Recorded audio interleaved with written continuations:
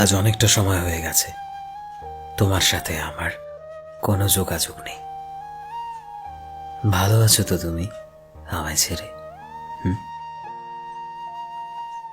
আজও আমি তোমার ফটোগুলো ডিলিট করতে পারিনি।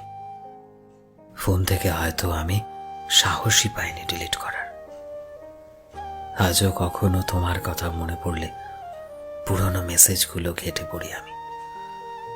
সত্যি বলতে আজও অনেক বেশি মিস করি আমি তোমাকে।